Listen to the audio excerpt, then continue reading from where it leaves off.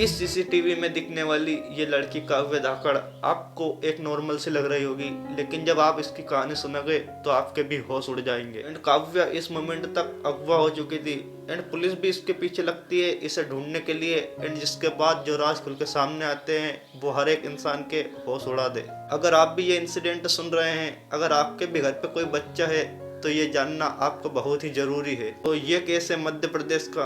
वहीं पे रहने वाली एक लड़की काव्य धाकड़ जो नीट की तैयारी करने के लिए कोटा जाती है एंड वहाँ पे कुछ राज दफन हो जाते हैं। एंड जिसके बाद उसकी फैमिली उसे वहाँ पे ढूंढने जाती है जिस पीजी में वो रहती थी।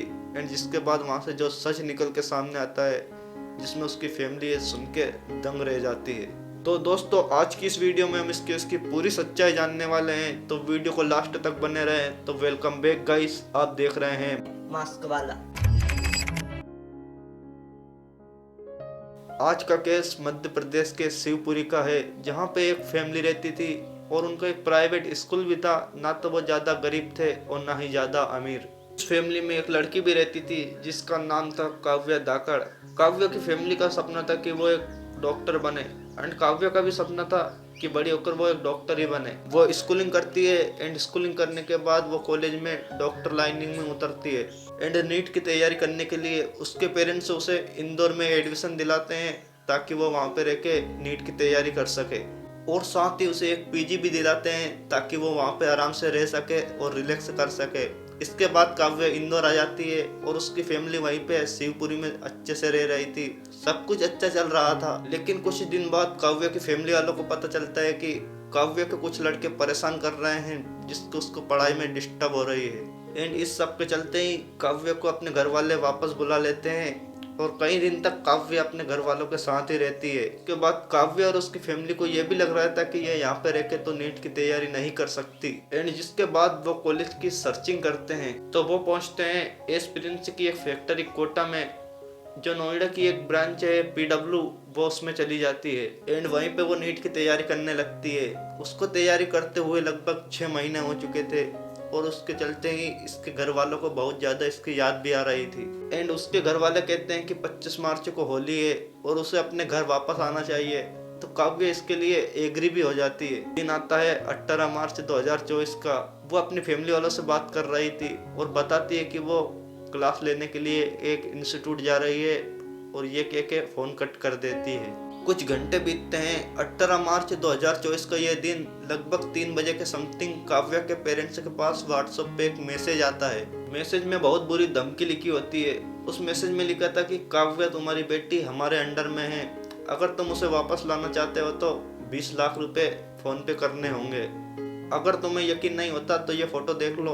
उन्होंने काव्य की एक फोटो शेयर की थी जिसमें काव्य के दोनों हाथ बंधे हुए थे और उसके मुंह पे एक कपड़ा भी लगा हुआ था। इसका सॉल्यूशन सिर्फ 2 जगह से मिल सकता है, एक तो काव्य के इंस्टीट्यूट से और दूसरा काव्य के पीजी से। काव्य की फैमिली तुरंत पुलिस को लेकर काव्य के इंस्टीट्यूट पहुंचते हैं। पुलिस वहां पे जाके बोलती है कि काव्य नाम की एक लड़की है काव्य धाकड़, उनकी इंफॉर्मेशन निकालो कि कब वो यहाँ से गई थी और लास्ट बार कब आई थी। लेकिन वहाँ पे फैमिली वालों को एक शॉकिंग चीज मिलने वाली थी। इंस्टीट्यूट वाले चेक करते हैं और बोलते हैं कि काव्य धाकड़ नाम की जो लड़की है उसने ना तो यहाँ पे एडमिशन लिया है और यहाँ कभी आई है। तो ये सब देख के फैमिली वाले दंग रह जाते हैं। काव्य के साथ एडमिशन लेने उसकी मम्मी आई थी और उसके सामने ही उसने एडमिशन भी लिया था। एंड इंस्टीट्यूट वाले पूरी तरीके से मना कर देते हैं कि काव्य ने यहाँ पे कोई एडमिशन नहीं लिया है। एंड यहाँ पे पुलिस वालों को पता चलता है कि यहाँ पे जो भी साजिश हुई है वो एक बहुत ही बड़ी साजिश है जो कोई इमेजिन भी नहीं कर सकता। जैसे ही कोटा पुलिस को पता चलता है तो वो वहाँ पे पीजी कॉलेज में पहुंचते हैं और वहाँ पे जाके इंफॉर्मेशन लेते हैं। जिसके बाद काव्य के पेरेंट्स पुलिस को ये भी बताते हैं कि वो पहले इंदौर रहती थी, वहाँ पे 2 लड़कों के साथ उसकी अनबन हुई थी। तो ये सब सुनते ही पुलिस इंदौर भी जाती है और वहाँ पे उन दोनों लड़कों की इंफॉर्मेशन लेती है। एंड पुलिस वहाँ पे पहुँच जाती है जहाँ पे ये दोनों लड़के रहते थे। जब पुलिस आसपास वालों से पूछती है तो वो कहते हैं कि 15 दिन पहले ही ये लड़के रूम खाली करके चले गए। और वो बोलते हैं कि इसके पहले इसके सारे कई दोस्त भी आते थे और उनके साथ एक लड़की भी आती थी। अब पुलिस का शक और भी ज़्यादा बढ़ गया। अब पुलिस इन दोनों लड़कों को ढूंढने में लग जाती है। थोड़े ही दिन में ये दोनों लड़के तो नहीं मिलते पर एक लड़का इनमें से मिल जाता है।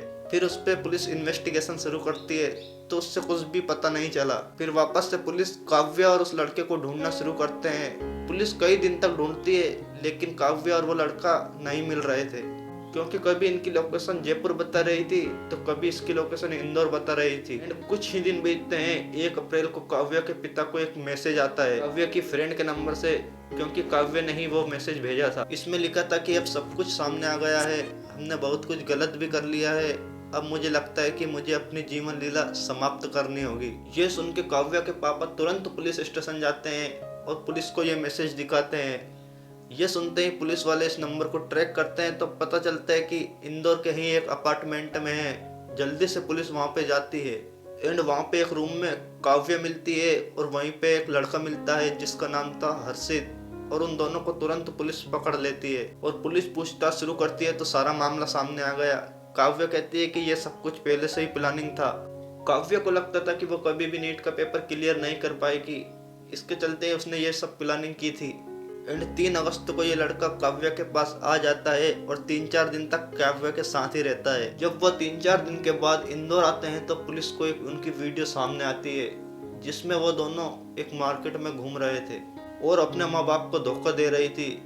आप इमेजिन कर सकते हो कि आजकल की जनरेशन किस हद तक जा चुकी है। एक 20 साल की लड़की ने इतना कुछ प्लानिंग कर लिया अपने पिता के अगेंस्ट। एंड काव्या की फैमिली पे क्या गुजरी होगी जब वो 15 दिन तक लापता थी। सभी चीजों में काव्या की फैमिली वालों की भी गलती थी, क्योंकि उन्होंने उसको इतना प्रेशर दिया जिससे उसको ये प्लानिंग करनी पड़ी।